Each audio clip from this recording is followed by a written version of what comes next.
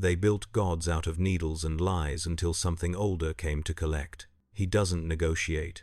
He doesn't bleed. He doesn't care what you've survived. In a world where heroes sell hope like product, he brings something they've never faced. Judgment without cameras, without mercy, without end. So what happens when the unkillable meets something that was never alive to begin with? The breach opened in silence. No alarm sounded through Vought International's Sub-Level 17 research wing when the dimensional membrane tore. No klaxon wailed as reality peeled back like burned skin, revealing beneath it a darkness that predated stars. The fluorescent lights flickered once, twice, then steadied into a sickly yellow that made the sterile corridor look diseased. Dr. Sarah Chen stood before the containment cylinder, her tablet forgotten in nerveless fingers, watching the compound V sample suspended in magnetic fields begin to pulse with a rhythm that had nothing to do with human heartbeats. The green fluid churned. Something within it recognized what was coming. The wormhole stabilized 3 feet above the laboratory floor. It was not the clean portal of science fiction, no shimmering disk of silver light. It was a wound. The edges burned with colors that hurt to perceive, hues that existed in spectrums the human eye was never meant to process. The air around it distorted, bending inward as though reality itself recoiled from the rupture. Heat rolled out in waves, not the sterile warmth of machinery but the scorching breath of furnaces that had consumed worlds. The smell followed. Sulfur, burned copper, ash that had once been bone. Dr. Chen stumbled backward, her shoulder colliding with the workstation behind her. The tablet clattered to the floor, its screen cracking into a spider's web of fractures. Around her, the other researchers stood frozen, their faces illuminated by the hellish glow emanating from the tier. None of them screamed. Terror had stolen their voices, leaving only the rapid percussion of panicked breathing and the low hum of the facility's ventilation system struggling against the intrusion of heat. Through the wound stepped a figure clad in armor that sang of wars beyond counting. The praetor suit bore the scars of eternity. Its green plating was etched with scratches deep enough to have shattered bone, dented where titan fists had landed with force sufficient to crack continents. The metal itself seemed alive, pulsing faintly with energy that traced ancient glyphs across its surface, symbols that predated human language. The armor's shoulders were broad as cathedral doors, built to bear the weight of vengeance measured in eons. Argent energy flickered in veins across the chestplate, a webwork of power that thrummed with barely contained violence. The helmet turned, scanning the laboratory with a single visor of burning green. Behind that visor existed no mercy. Dr. Chen felt the weight of that gaze even though it did not settle on her. The Doomslayer stood motionless for 3 seconds that stretched into subjective hours, his presence warping the atmosphere of the room into something heavier, denser, suffocating. His right hand flexed once. The gauntlet responded with a servo whine that sounded like distant screams. His left hand rose slowly to his side where the super shotgun hung, its twin barrels scarred and stained with substances that ranged from crimson to colors that had no names. The compound V sample exploded. The magnetic containment field shattered like glass struck by a hammer. The green fluid erupted upward in a geyser that struck the ceiling and cascaded down the walls, hissing where it touched metal and plastic. But it did not fall randomly. It moved with purpose, drawn toward the Slayer like iron filings to a magnet.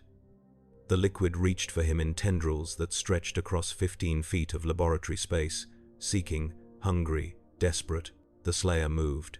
1 step forward. His boot struck the floor with enough force to crack the reinforced concrete beneath. The tendrils recoiled. The compound V twisted in midair, its trajectory reversed as though repelled by a force it recognized on an instinctual level. The fluid slammed back against the far wall where it bubbled and smoked, writhing in patterns that almost formed faces. Mouths opened in silent howls before the substance lost cohesion and ran down the wall in steaming rivulets. Dr. Chen understood in that moment what Vought had done. The Compound V program had not synthesized superpowers from human ingenuity and chemistry. They had drawn from something older, deeper, more profane. Every injection, every superpowered celebrity, Every hero paraded across television screens carried within them a fragment of corruption that traced its lineage back through dimensions to a source that knew only consumption and domination. The company had reached into Hell's shadow without knowing what dwelled there. They had harvested power from soil watered with the blood of countless worlds, and now the gardener had come to assess the crop. The Slayer's helmet turned toward the observation window where silhouettes moved in panic. His hand rose. The gauntlet flared with orange light as the flame belch charged, heat distorting the air around his fist until it looked like his arm existed behind rippling water. He thrust his palm forward and fire erupted, a cone of incandescent rage that struck the reinforced glass and punched through it as though it were tissue paper. The observation room beyond became an inferno. Figures stumbled through the flames, their screams cut short as the fire consumed oxygen faster than lungs could draw breath. The laboratory door exploded inward. Vort's security poured through the opening. 12 men in tactical gear carrying weapons that could punch through reinforced steel. They spread out in textbook formation, their laser sights painting red dots across the Slayer's armor. The team leader, a former Navy SEAL named Marcus Reeves, raised his hand to signal the hold. His voice came through the helmet speakers, steady despite the tremor his hands could not quite suppress. "Unknown hostile, you are surrounded. Drop to your knees and place your hands behind your head." The Slayer's response was the cock of his shotgun. The sound echoed through the laboratory like the closing of a tomb. 2 shells clicked into the breach, each loaded with ammunition forged in the fires of Argent Danur, blessed by Seraphim, who had looked upon divinity and chosen to arm vengeance itself. The twin barrels rose with mechanical precision, sighting down the line of armored men whose weapons suddenly seemed inadequate as toys. Marcus Reeves made his final decision. Light him up. The laboratory transformed into a storm of muzzle flashes. Bullets struck the Slayer's armor in a metallic symphony, sparks cascading off the Praetor suit's plating in showers of gold and white. The rounds flattened against alloy that had endured plasma hotter than suns, punched through by claws that could tear reality, bombarded by weapons that bent physics into new and terrible configurations. 3 dozen impacts registered in less than 2 seconds. Not one penetrated. The Slayer walked forward through the hail of gunfire. His first shot took Marcus Reeves in the center of his chest. The Argent-charged shells passed through the tactical vest, the ceramic plate beneath, the man's sternum and spine, and the wall 6 feet behind him.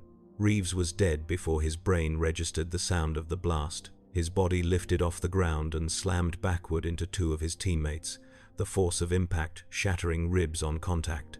The Slayer pumped the shotgun. The spent shells hit the floor, still glowing red. His second shot caught 3 men trying to flank left. The spread pattern at close range was devastating. The first man lost his head. The second took the blast in his shoulder and spun like a top, his arms separating at a joint no longer connected to anything resembling structure. The third caught shrapnel in his throat and went down gurgling, his hands scrabbling at the ruin of his neck. The remaining security forces broke and ran. They made it 4 steps before the Slayer holstered his shotgun and drew the ballista. The weapon unfolded from his back in segments that locked together with precise clicks, its crystalline core igniting with blue-white radiance. He sighted, fired, and watched the Argent bolt punch through 2 men in succession before detonating against the far wall in an explosion that turned concrete to powder and rebar to shrapnel. Silence reclaimed the laboratory, save for the crackle of flames and the low moan of dying men. Dr. Chen pressed herself against the wall, her breath coming in short, sharp gasps that fogged her glasses. The Slayer's helmet turned toward her. She froze. Every muscle in her body locked, every nerve screaming at her to run while her brain calculated the futility of such action. His gaze held her for 5 seconds, then he moved past her without violence, his attention already shifting to the door leading deeper into Vought Tower. He knew where the corruption centered. The Slayer advanced through the corridor, his steps measured and inevitable. Behind him, Dr. Chen collapsed to her knees and fumbled for her phone with shaking hands. She dialed the emergency number, waited through 2 rings, and when the voice answered, she spoke 4 words that would reshape the world. God help us all. The elevator shaft became his highway to judgment. The Slayer stood before the closed doors, studying the indicator panel that showed 87 floors above. Behind that steel and wire and false promise of celebrity salvation, Vought International conducted its business of transforming human corruption into marketable divinity. Compound V flowed through veins across the globe, each injection a small seed of contamination that grew in soil fertilized by arrogance and desperation. The company had built its empire on the commodification of power stolen from realms they did not understand, packaged with smiles and patriotism and the hollow promise that anyone could be special for the right price. He would burn their tower to its foundation. The Slayer raised his fist and drove it through the elevator doors. Metal shrieked and folded, the reinforced steel parting like wet cardboard under the force of a blow backed by countless millennia of focused rage. He gripped the ruined edges and pulled, his servos whining as tons of pressure met the irresistible strength of something that had torn the arms from demon lords and crushed skulls of barons who stood 15 feet tall. The doors peeled apart with a sound like worlds collapsing. The elevator shaft stretched upward into darkness broken by the flicker of emergency lighting.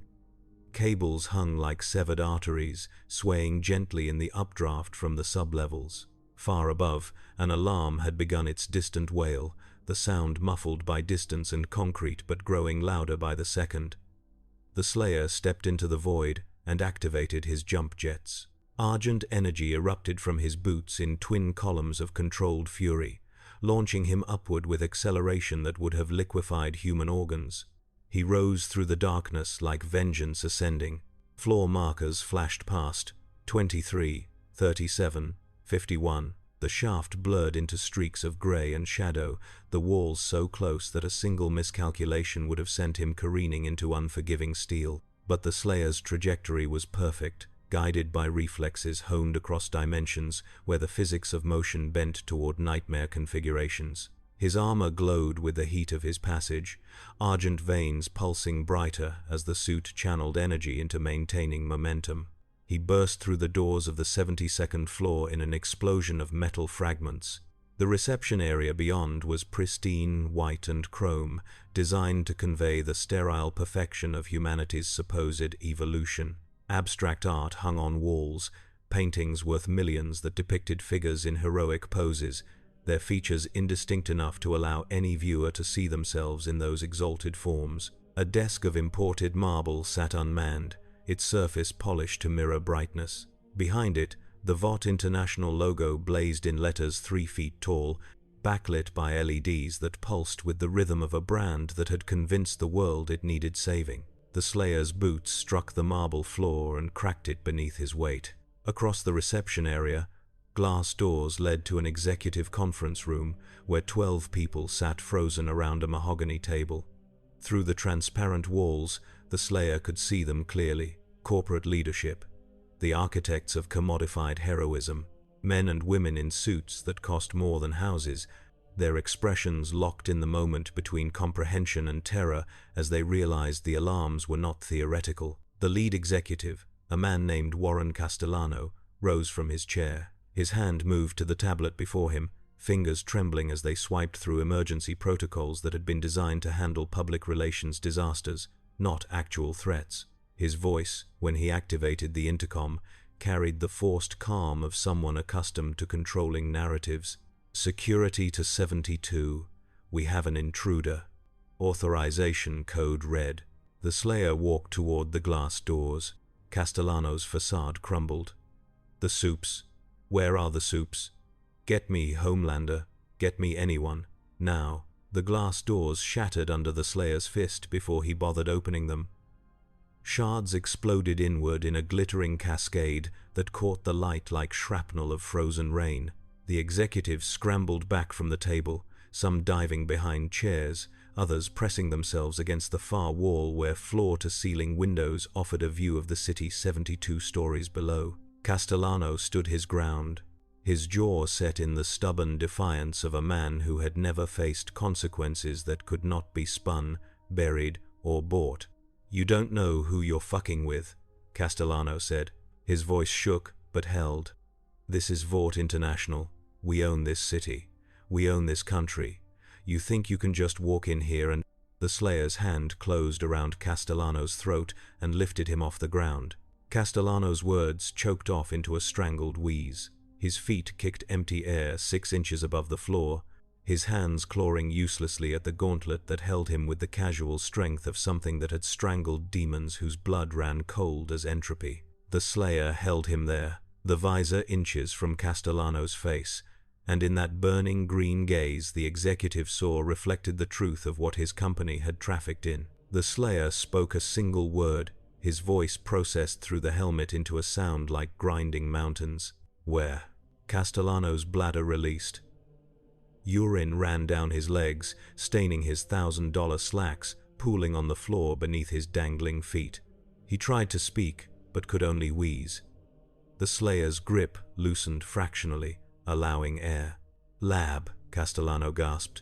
Sub-basement, 99, synthesis chamber, please, please don't. The Slayer threw him through the window.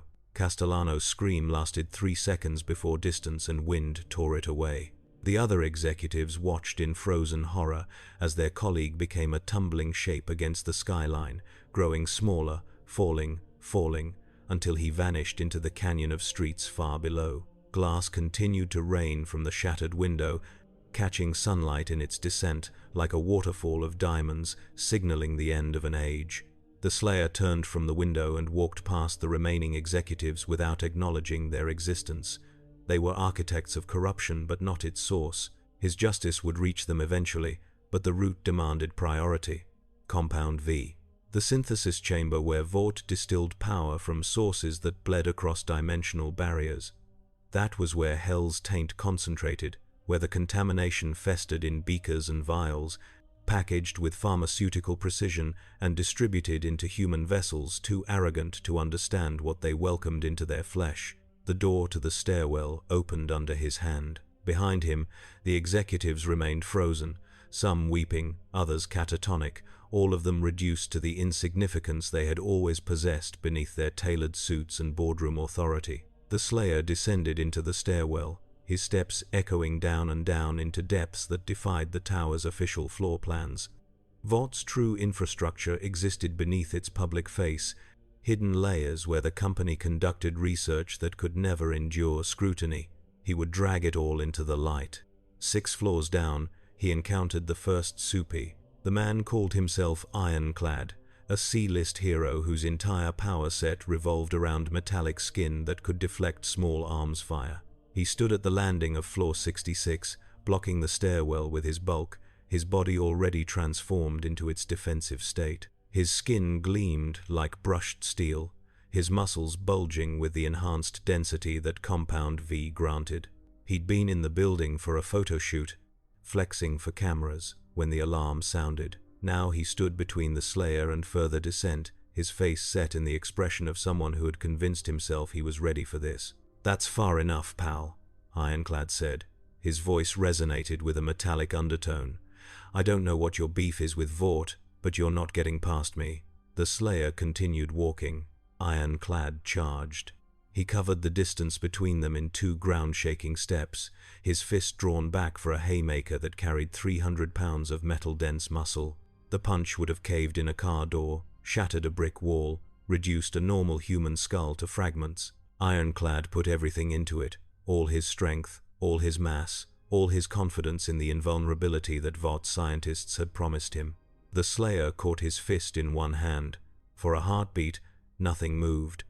Ironclad's momentum stopped dead, absorbed by the Slayer's grip as though the punch had struck bedrock. The Supi's eyes widened. He tried to pull back, but his fist might as well have been embedded in concrete. The Slayer's fingers tightened. Metal groaned. Ironclad's enhanced skin, which had turned knives and bullets, began to deform under pressure that exceeded its structural limits. Something in Ironclad's hand broke with a sound like a tin can crumpling. The Supi screamed. The Slayer twisted his grip, and Ironclad's wrist shattered, the bones fragmenting despite their enhanced density. The Supi dropped to his knees, his metallic sheen flickering, his power faltering under the shock of pain it had never been designed to endure.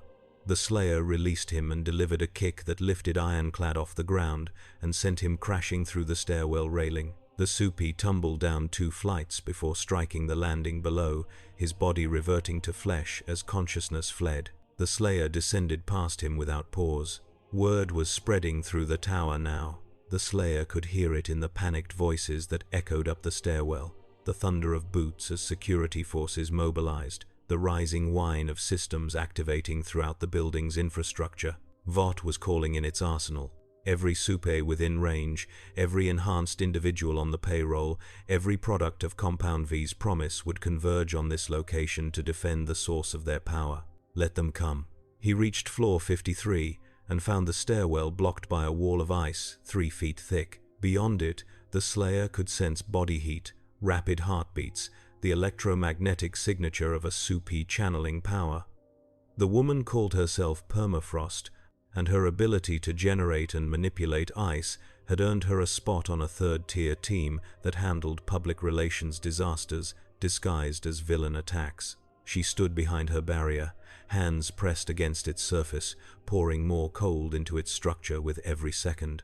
"I can keep this up all day," Permafrost shouted through the ice. Her voice came muffled, distorted by the frozen barrier. "You're not getting through. Vaught's sending everyone. You're done." The Slayer drew his rocket launcher. The weapon materialized from his arsenal in a cascade of digital particles, its frame heavy as sin, its barrel scored with the impacts of projectiles that had bounced off armor better suited to tanks. The Slayer loaded a single rocket, its warhead filled with explosives that burned hot enough to reduce titanium to vapor. He sighted through the weapon's crude scope, centering the crosshairs on the ice wall's center mass.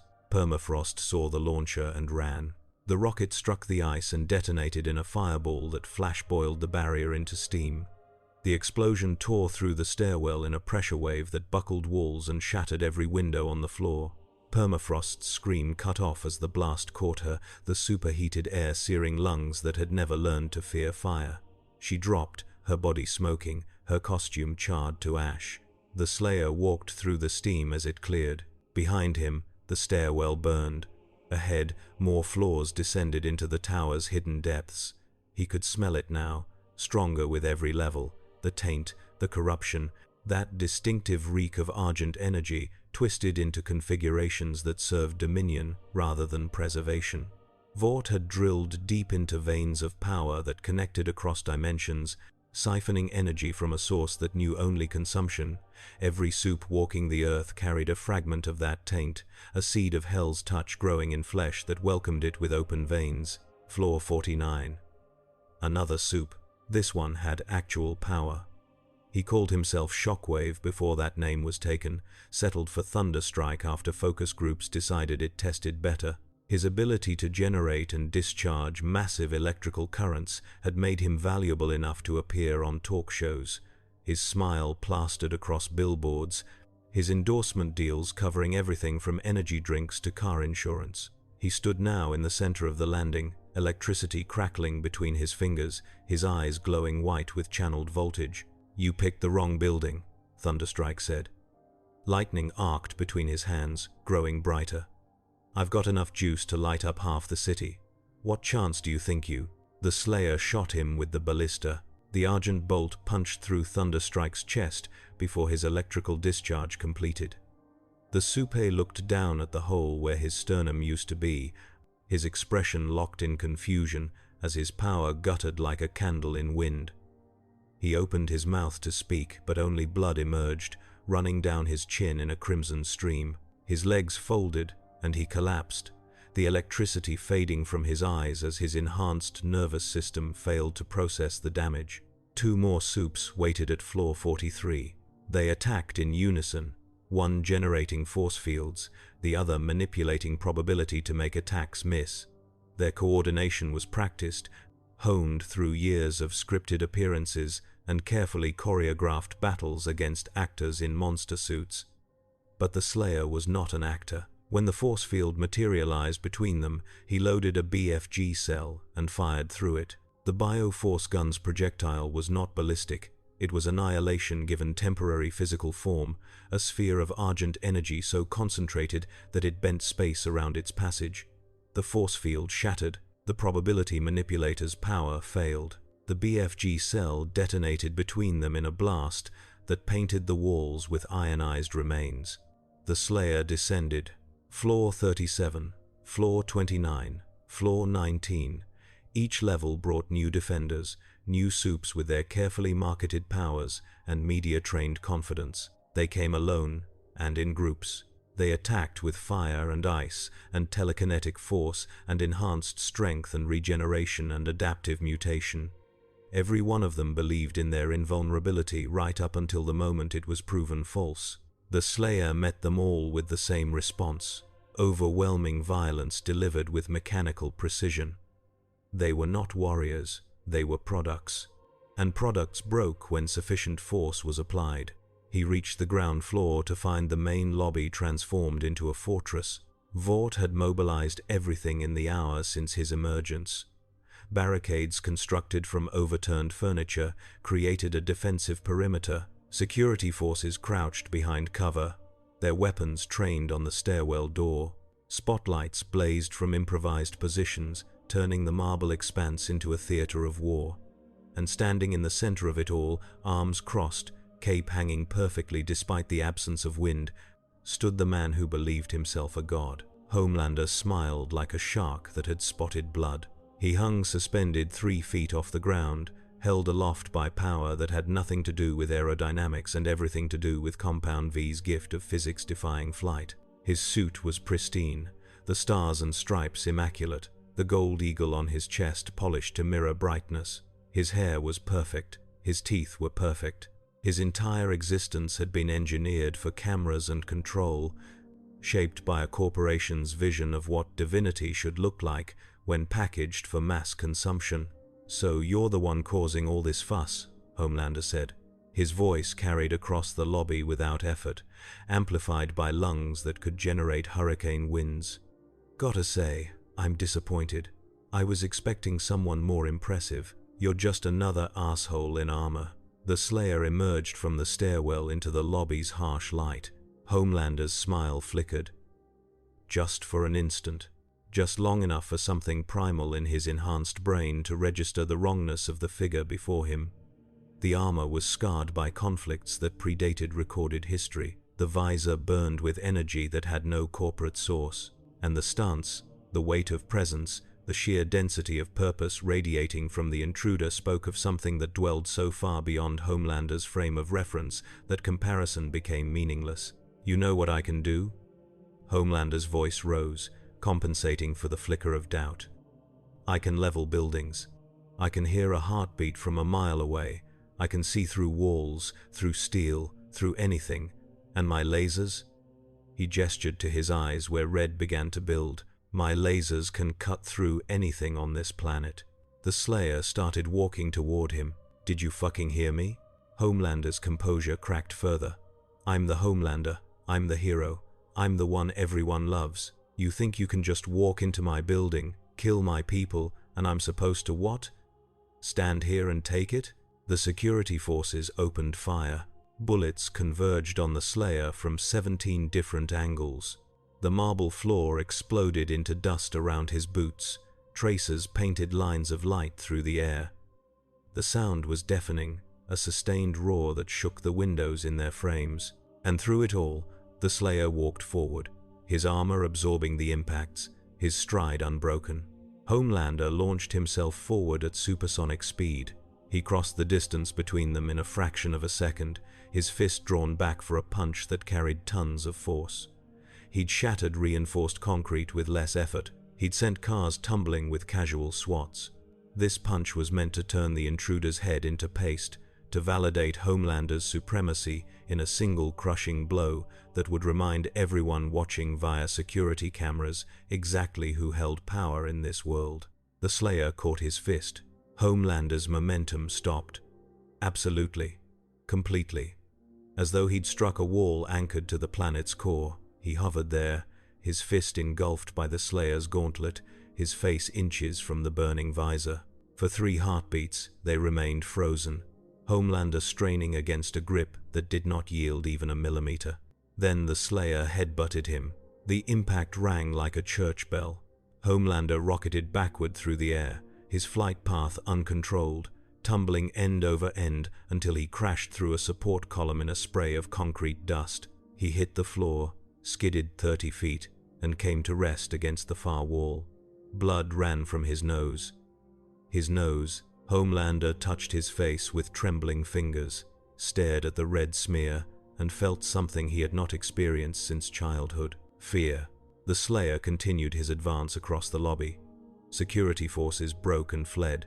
Those who remained behind cover died as the Slayer switched to his plasma rifle and methodically eliminated each position. The weapon's blue bolts turned human bodies into flash-heated vapor, left scorched shadows on walls where men had crouched moments before. The Slayer did not hurry, did not rush. He simply processed the lobby's defenders with the efficiency of something that had cleared rooms on 1,000 worlds where the screaming never stopped. Homelander pushed himself upright. His ears rang, his vision swam. But worse than the pain was the realization that was crystallizing in his enhanced brain. This thing, this armored intruder, had hurt him. Actually hurt him, not the fake pain of staged fights where he held back, not the phantom discomfort of psychological attacks. Real, physical damage dealt by force he could not trivialize or ignore. "What are you?" Homelander's voice cracked. The Slayer said nothing. Homelander's eyes began to glow red. The heat vision built, energy channeling through enhanced optic nerves, power drawn from the compound V coursing through his bloodstream. The beams would emerge at temperatures sufficient to slag steel, focused to pinpoint precision by a lifetime of practice. He would carve through this intruder's armor, cook whatever flesh existed beneath, reduce this threat to components that could be swept up and forgotten. The beams lanced forward. The Slayer raised his left arm. The crucible blade extended from his gauntlet in a flash of argent light, the energy sword materializing in the space between heartbeats. Homelander's heat vision struck the blade and refracted, the beams splitting into a dozen directions that scorched walls and ceiling but left the Slayer untouched. For 2 seconds, Homelander poured maximum power into the attack, his eyes blazing like stars. Then the strain became too much, and he gasped, blinking away after images, his vision swimming with spots. The Slayer closed the distance in 3 strides. His left hand shot out and seized Homelander by the throat. The crucible blade dissipated.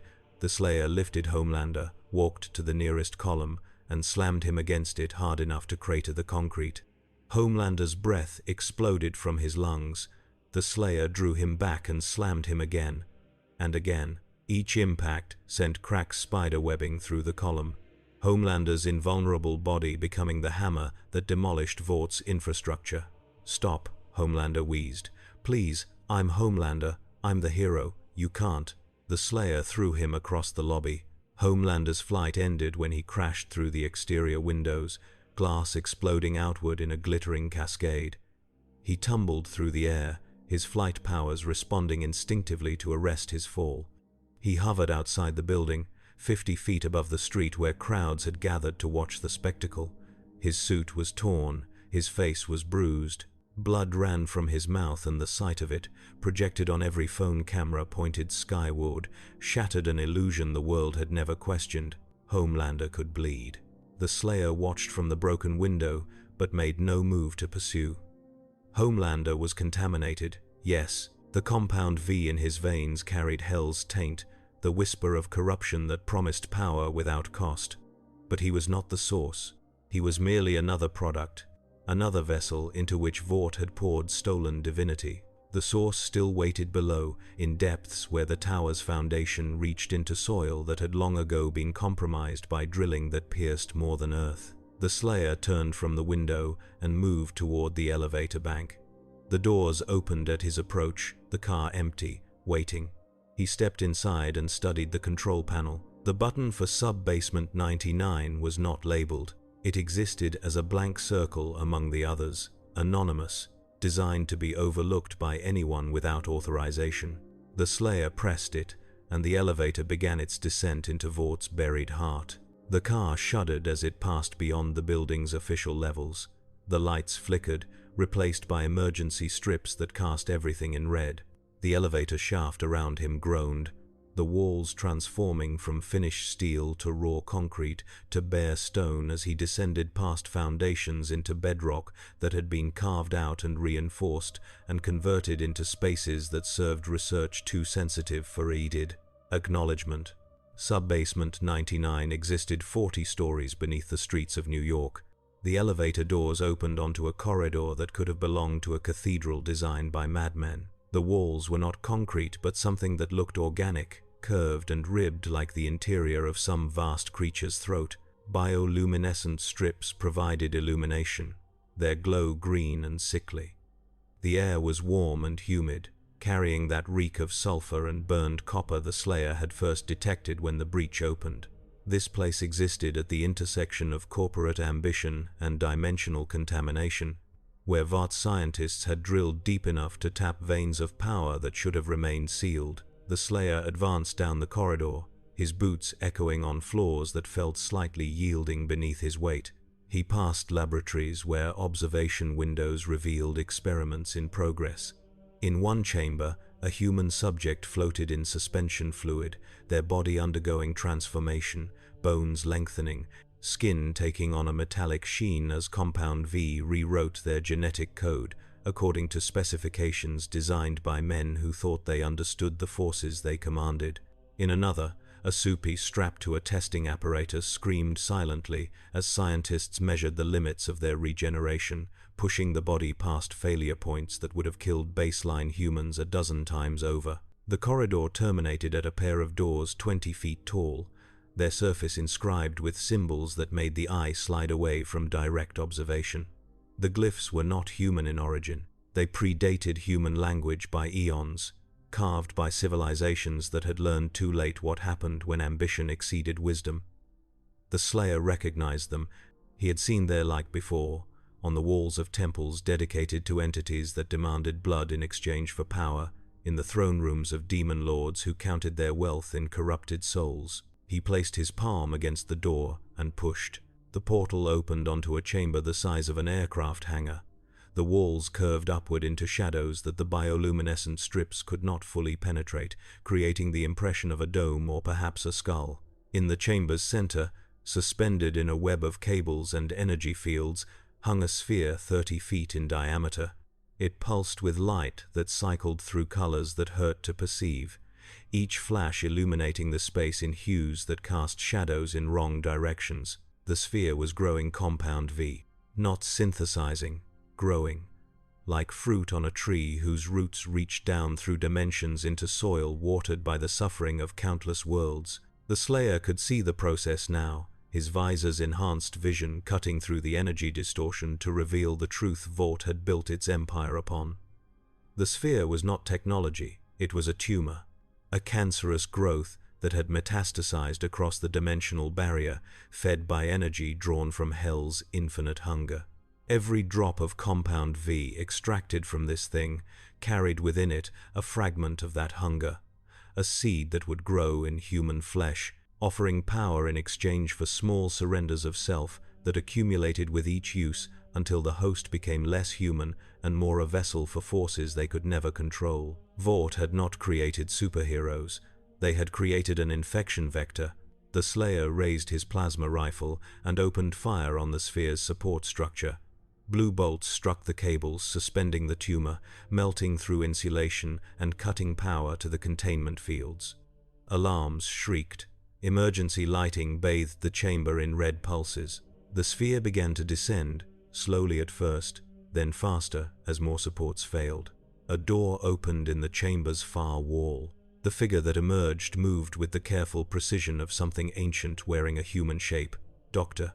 Nathaniel Reed had been Vaught's head researcher for 3 decades, his work pioneering the Compound V program, his genius celebrated in papers that circulated among those with clearance high enough to learn what progress actually cost. But the man standing beneath the descending sphere bore only superficial resemblance to his employee photo. His skin had taken on a grayish cast, his veins visible beneath the surface, pulsing with light that matched the tumor's rhythm. His eyes were no longer entirely human. They reflected light at angles that suggested too many facets, compound structures that should have belonged to insects or worse. Magnificent, isn't it? Reed's voice carried harmonics that made the air vibrate. 40 years we searched for the key to human enhancement. 40 years of trial and error and failure and corpses, and then we drilled deep enough. We found the seam, the place where their reality touches ours. We tapped it like oil, like any other resource, and look what it gave us. The Slayer's rifle remained trained on the sphere as it settled onto the chamber floor with a sound like flesh slapping stone. "You don't understand," Reed continued, stepping closer. "This is humanity's next stage. We were weak, pathetic, prey for anything with claws and teeth. But now..." He spread his arms, and in the gesture, something moved beneath his skin, shifting plates of bone or chitin or materials that had no name. "Now we can fight back. Now we can be gods." The Slayer turned his rifle toward Reed and fired. The plasma bolt struck Reed center mass, and he staggered backward, his suit igniting where the superheated projectile punched through. But he did not fall. The flesh beneath the burning fabric rippled and reformed, flowing like wax to seal the wound. Reed looked down at the scorch mark, then back up at the Slayer, and smiled with too many teeth. "Compound V, direct injection, every day for 10 years, Reed said. "I'm not like the others, the products, the heroes we sold to the public. I'm fully transformed. I'm what humanity becomes when it stops apologizing for wanting to survive." His transformation completed in seconds. Reed's human shape collapsed, the skin splitting like a chrysalis as what emerged beneath unfolded into the chamber. His true form stood 9 feet tall, his spine elongated and segmented, his arms ending in hands that bore 6 fingers tipped with claws of blackened bone. His face retained enough human features to be recognizable and therefore more terrible. Intelligence burning in eyes that had witnessed the truth behind Vort's success and embraced it fully. The Slayer holstered his rifle and drew his super shotgun. Reed lunged with speed that belied his bulk, covering 30 feet in a single bound. His claws swept toward the Slayer's head, aiming to decapitate, to end the threat with overwhelming force. The Slayer sidestepped, the attack missing by inches, and drove the shotgun's barrel into Reed's elongated torso. Both triggers.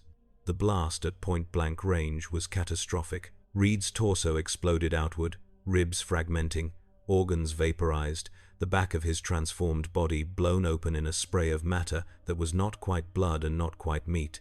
Reed staggered but did not fall. The hole in his body began to close, flesh growing back with obscene speed, drawing on reserves of compound V that had saturated every cell of his being. He swung wildly, his claws gouging furrows in the concrete where the Slayer had stood a moment before.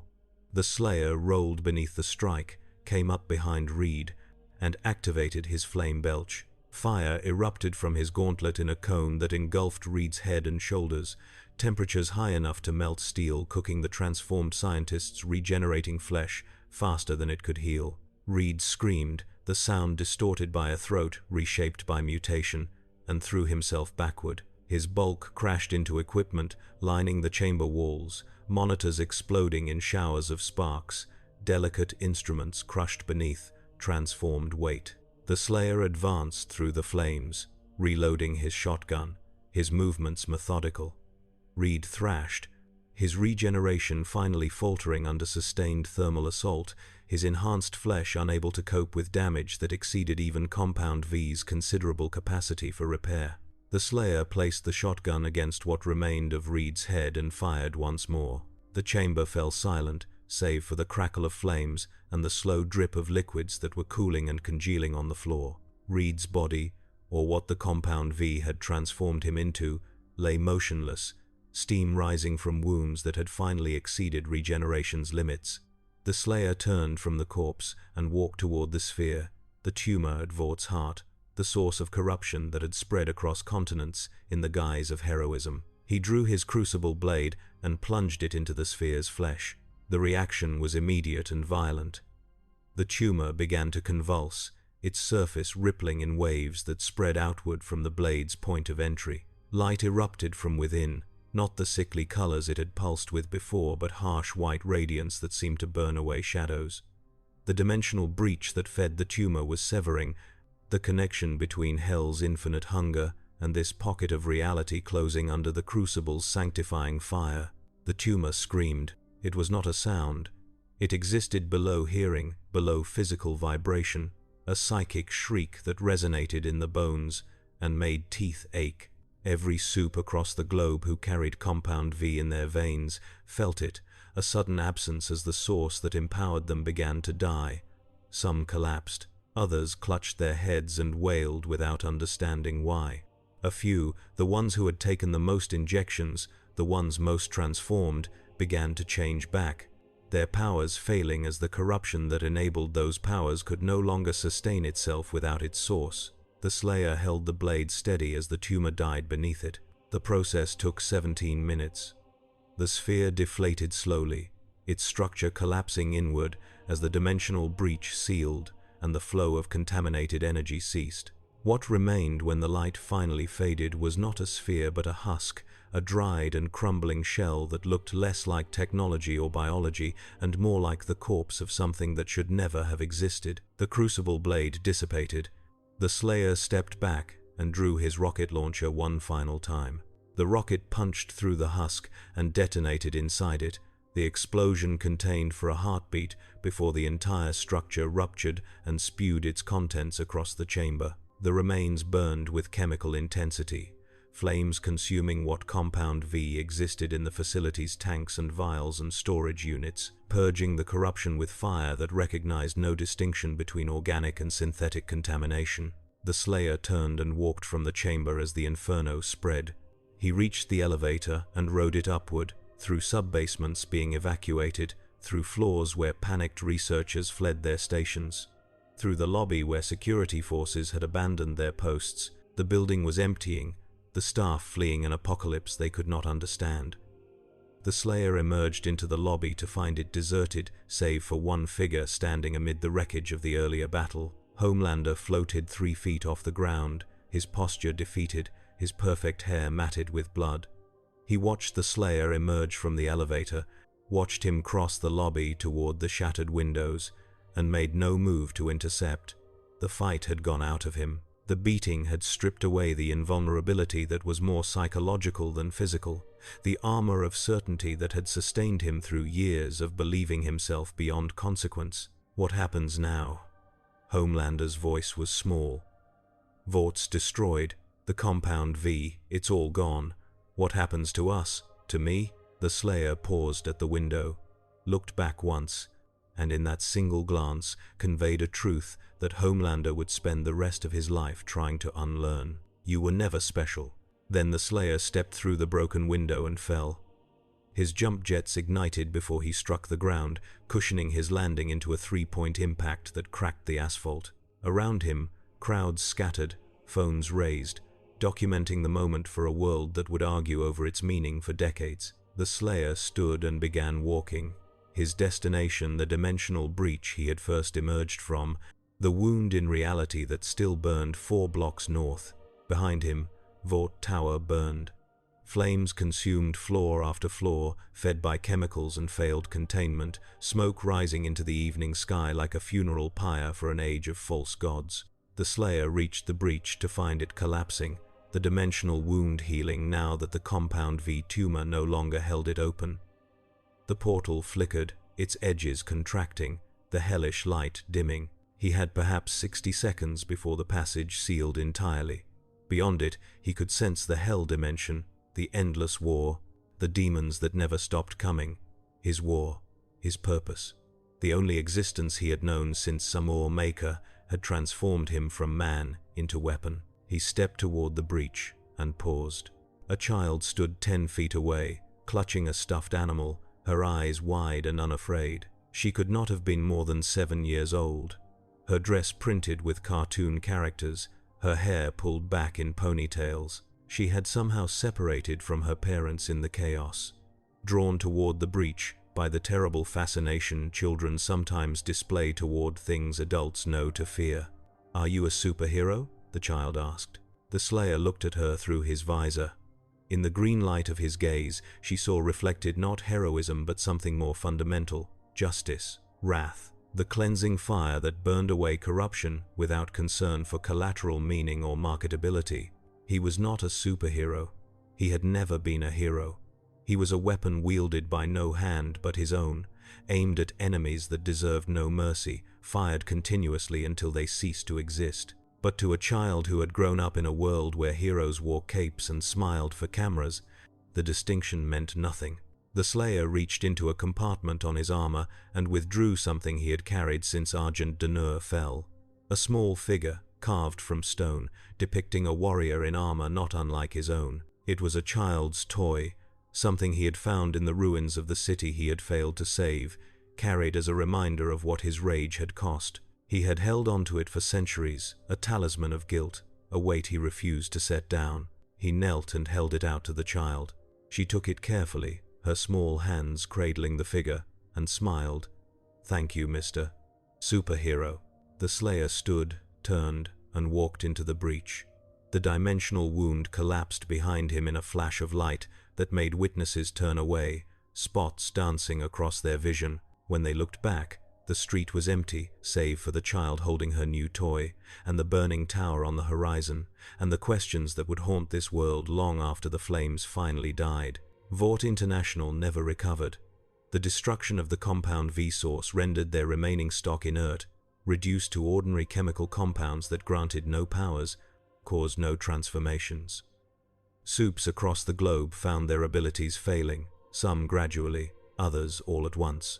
Homelander lasted 18 months before his powers faded entirely, leaving him a man in his 40s with no skills beyond violence and performance, unemployable, unmarketable, reduced to the ordinary existence he had spent his entire life believing himself above. The conspiracy theories exploded across every platform. Some claimed the armored figure had been a government asset. Others insisted he was an alien, a demon, an angel, the manifestation of collective guilt made physical. Religious movements sprang up around him, cults that worshipped the judgment he had delivered, that prophesied his return when corruption again reached critical mass. The footage captured by thousands of phones was analyzed frame by frame, enhanced, distorted, reinterpreted, until every possible meaning had been extracted and debated and weaponized in service of competing narratives. But in the end, the only truth that mattered was the one written in ash and ruin. He had come, he had judged. He had burned away the corruption and departed, leaving humanity to face its reflection in the absence of false gods. What they chose to do with that clarity was their concern. The Slayer had more pressing wars to fight, in dimensions where the screaming never stopped, and the dead rose only to be cut down again, where his work would continue until hell itself collapsed into the entropy it so richly deserved. Somewhere in a universe of blood and fire, the Slayer reloaded his shotgun and walked deeper into the darkness that had been his home for longer than civilizations endured. The armor's systems thrummed with contained violence. The visor burned with light that had forgotten mercy. And in the distance, demons howled their challenges to a warrior who had never lost and would never stop. The war eternal continued without pause.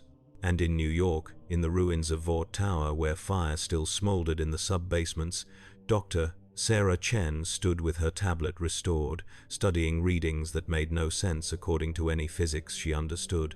The dimensional breach had closed, but it had left traces, scars in reality that her instruments could barely register. Energy signatures that defied categorization, isotopes that should not exist outside of stellar cores.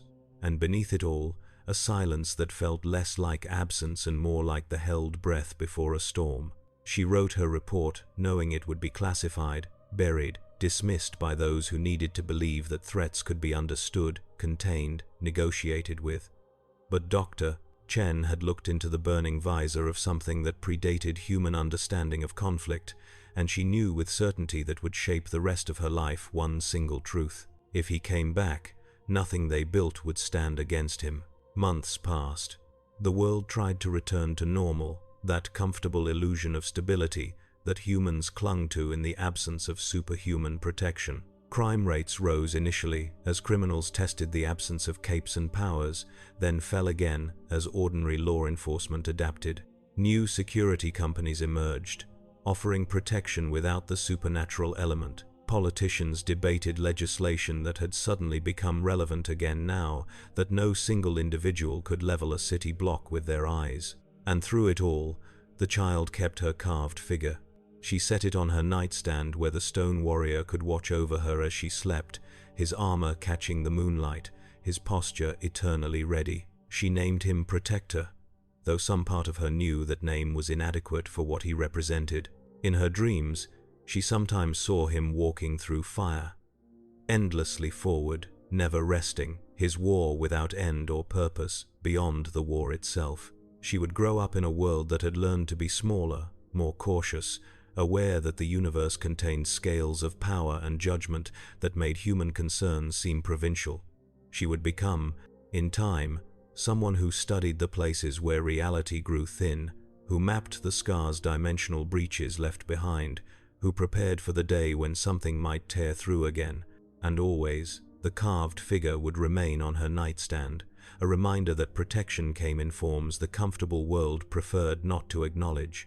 Far beneath the ruins of Vought Tower, in sealed chambers that would not be discovered for decades, the last traces of Compound V continued to degrade. The chemical bonds were breaking down, reverting to components that held no power, carried no taint. The corruption was burning itself out, a fire consuming its own fuel, leaving behind ash that would eventually be reclaimed by the earth and filtered into harmlessness by time and geology. But in one sealed container, protected by fail-safes designed to survive the building's collapse, a single vial remained intact. The green fluid inside pulsed weakly, its connection to the dimensional source severed but not entirely dead. It would take years for someone to find it, longer still for them to understand what they held. And when that moment came, when ambition again reached for power without counting the cost, the choice would be made anew. The Slayer could not save humanity from itself. That had never been his purpose. He existed to judge, to purge, to burn away corruption when it grew too concentrated to be tolerated by the thin fabric of reality. He was not a guardian but a consequence, the price paid for reaching too greedily and too deep. The universe maintained balance through instruments both subtle and catastrophic, and he was among the latter, a force as natural as stellar collapse and just as indifferent to the lives caught in its wake. Somewhere in a dimension layered with ash and blood and the screams of the damned, the Slayer methodically cleared another citadel of its inhabitants. His shotgun roared, demons fell, blood-painted walls that had witnessed atrocities beyond measure. And when that citadel lay empty, he would move to the next, and the next, and the next, until hell itself ran out of demons to throw at him, or he finally fell beneath their weight. Neither outcome seemed likely. The armor carried the scars of eons, but had not failed.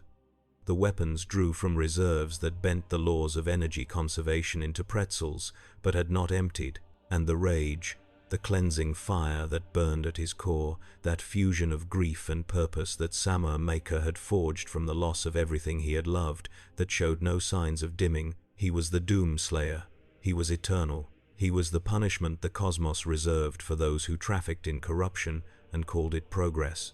And if humanity forgot that lesson, if they reached again into forbidden spaces seeking power without wisdom, he would return, not because he wanted to, not because he took satisfaction in judgment, but because that was his function, his reason for existence, the only meaning left after everything else had been stripped away. The war eternal accepted no peace. It knew no pause. It would continue long after stars cooled and galaxies collided, as permanent as entropy and just as inevitable. And at its heart, walking forever forward through fire and darkness and the endless howling, the Slayer would remain, his vigil unbroken, his purpose clear, his mercy non-existent. The universe required such instruments.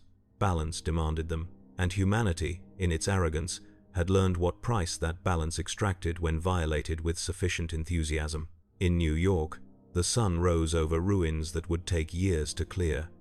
Survivors emerged from shelters, blinking in the light, trying to process what had been destroyed and what, perhaps, had been saved, they would rebuild.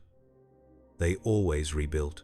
That was humanity's gift, the stubborn refusal to accept endings, the conviction that tomorrow offered opportunities today had squandered. And perhaps, in rebuilding without the crutch of false gods, they would grow stronger, or perhaps they would simply create new gods, new corruptions, new reasons for judgment. Time would tell. It always did. Dr. Chen packed her final readings into encrypted files and sent them to colleagues she trusted to understand the implications. The dimensional breach had closed, but the mechanism that opened it remained intact, buried in sub-basements the authorities had not yet discovered. Someone would find it. Someone always found such things. And when they did, they would face the same choice Vought had faced decades before: acknowledge the danger and walk away, or convince themselves that this time would be different. She knew which choice they would make. Humanity always chose the same thing when offered power. The carved figure on the child's nightstand caught the morning light, its stone surface worn smooth by countless civilizations before humans learned to walk upright. The warrior depicted in its lines had been killing demons before Earth's sun ignited. He would continue killing demons after that sun swelled and consumed the inner planets. Time meant nothing to him. Context meant nothing to him. He existed in the eternal present tense of violence, the unchanging moment where action met consequence without the buffer of mercy or negotiation. And that, perhaps, was the truest terror Vaught's architects had unleashed. Not the destruction, not the death toll, not even the exposure of their corruption, but the revelation that the universe contained scales of judgment against which human concerns registered not at all, and that beings existed who operated on those scales without hesitation or regret.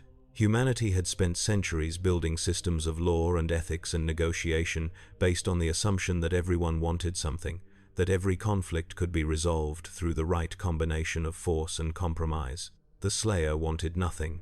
Compromise did not exist in his vocabulary. He was the answer the universe provided when corruption exceeded certain thresholds, as automatic as antibodies destroying pathogens, as inevitable as gravitational collapse. And knowing that such forces existed, that they could be triggered by the right combination of ambition and stupidity, cast a shadow over every future decision humanity would make regarding its own enhancement and evolution. The age of heroes had ended, not because heroes chose to stop, but because the source of their heroism was revealed as contamination, and the contamination had been burned away by something that cared nothing for heroism, only for the elimination of threats that crossed dimensional boundaries without permission. What would replace that age remained unclear. But whatever came next would be built by humans using human methods, without the crutch of stolen power, without the certainty that someone stronger would always arrive to solve problems through superior violence. And perhaps, in that limitation, humanity would find something more enduring than the false godhood Vought had promised. Or perhaps they would simply repeat the cycle, reaching for power they could not control, triggering the same judgment, learning nothing from ash except that ash could be swept aside and built upon. History suggested the latter. Human nature insisted upon it. The carnival of ambition never ended. It simply changed venues and acquired new faces. The Slayer did not care which path they chose. His work existed independent of human wisdom or folly. He would fight until fighting ended, sleep when there were no more demons to kill, and wake when the corruption grew strong enough to pierce the barriers between worlds. The cycle would repeat. It always repeated. That was the nature of existence at scales, where entropy and order warred eternally, where creation and destruction danced in rhythms measured in eons. And if humanity survived long enough to encounter those scales again, they would find him waiting, unchanged, eternal, ready to deliver the same judgment he had delivered countless times before, across dimensions whose names were syllables that broke human tongues. That was his purpose, his function, the meaning carved into existence when Samur Maker had transformed a dying man into the avatar of wrath divine. He was not a hero, he was not a savior, he was the price. The cost, the consequence delivered when lesser beings played games with forces beyond their comprehension. And the universe, in its infinite cruelty and strange mercy, required such instruments to maintain the balance between chaos and order, between unchecked growth and necessary pruning. Without the Slayer and beings like him, reality would collapse under the weight of its own ambitions, consumed by corruption that grew exponentially until nothing remained but the howling of damned things in darkness absolute. So he walked on, through fire and blood and the endless screaming, his war eternal and his purpose clear, a weapon wielded by forces beyond naming against threats that deserved no lesser response. And behind him, worlds rebuilt or burned, learning or repeating, surviving or falling, their fates determined by choices he would never witness, and outcomes he would never judge beyond the simple binary of corruption present or corruption absent. That was enough. It had to be enough. Because it was all that remained after everything else had been stripped away by centuries of killing, by the weight of memories that would not fade, by the knowledge that peace was a luxury reserved for beings less burdened by purpose. The war continued. It always continued. And in the spaces between dimensions, where reality grew thin and hungry things pressed against barriers maintained by forces older than time, something stirred. Not demons, not hell, something else. Something that had been watching the events on Earth with interest that bordered on hunger, that saw in humanity's brief flirtation with stolen power an opportunity that could be exploited if approached with sufficient patience. It would wait. Time meant nothing to entities that existed outside temporal flow. It would watch, observe, learn from Vort's mistakes. And when the moment came, when humanity's memory of judgment faded into myth and legend and comfortable dismissal, it would reach through the barriers with offers designed to exploit every weakness humanity had displayed. And perhaps the Slayer would come again. Or perhaps he would be occupied elsewhere, fighting wars on fronts that made Earth's problems seem provincial. The universe was large, threats were infinite, even the eternal warrior could not be everywhere at once. That thought should have been comforting to those who rebuilt in Vort's ashes. Instead, it became the seed of a new terror, the understanding that judgment was not guaranteed, that the universe's balancing mechanisms could be overwhelmed by sufficient ambition spread across enough vectors, that there might come a day when reaching too far met no resistance until it was far too late. But that was a problem for future humans to face. For now, in the present moment, they had breathing room purchased in blood and fire, and the complete dismantling of an empire built on false promises. They could choose to use that breathing room wisely, to build societies that did not depend on stolen power, to find strength in limitation rather than transcendence through contamination. Or they could squander it. Human nature suggested the latter was likely. History insisted upon it with depressing consistency. In Hell, demons reorganized around new hierarchies. The Slayer had killed their champions, shattered their fortresses, reduced their numbers to fractions of what they had been. But Hell was infinite, and demons were patient in their own way, willing to wait centuries for opportunities measured in moments. They would rebuild, grow strong again, test the barriers, find new worlds to corrupt and consume.